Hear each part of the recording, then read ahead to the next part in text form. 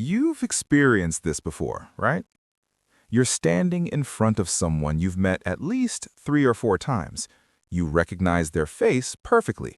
You even remember your past conversations. But their name? Completely gone. Not even on the tip of your tongue, just missing, like it was never there. And honestly, the worst part isn't forgetting the name, it's the next 10, 12 seconds, when you suddenly switch into full acting mode, looking around, adjusting your posture, hoping someone else says their name first, or their phone rings or something, anything interrupts the moment. We've all been there. But people who forget names frequently, they're not careless, they're not rude, and they're definitely not less intelligent. There's actually something very specific happening in their brain. Let's start with the moment you meet someone new.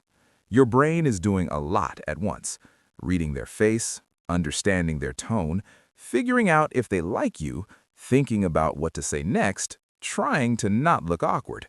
Basically, your brain is juggling 5 or 6 things at the same time. And right in that exact moment, someone says, "Hi, I'm Kevin." Now, think about it. What does Kevin mean? Nothing. No image, no emotion, no connection, just a random sound. And your brain is already too busy to hold on to something that doesn't mean anything. Psychology even has a name for this, the Baker-Baker paradox. In an experiment, people were shown the same person's photo. One group was told, "This person is a baker, the job." Another group was told, "Their name is Baker."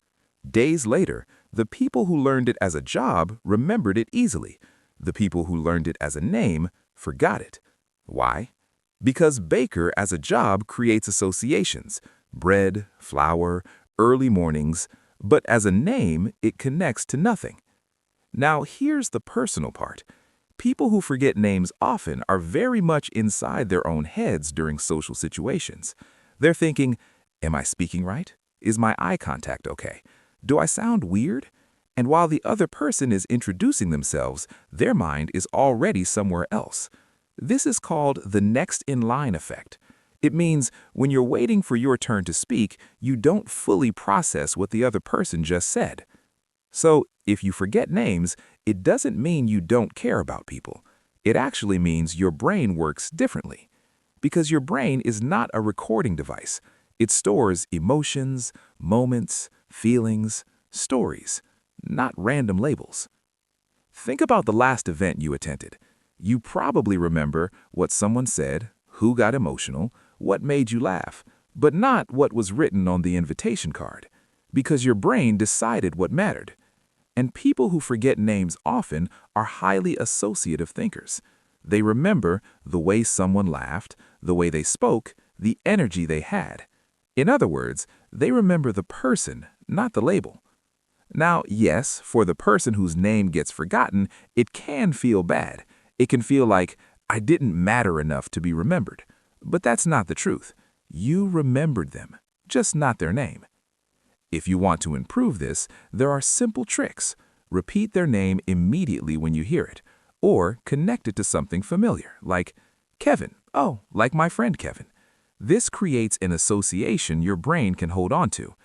But the most important thing, forgetting names does not make you a bad person. You're not careless, you're not indifferent. Your brain just prioritizes differently. Because the truth is, a person's name is the least interesting thing about them. What you remember, their personality, their emotions, the way they made you feel, that's what actually matters. And that you never forgot.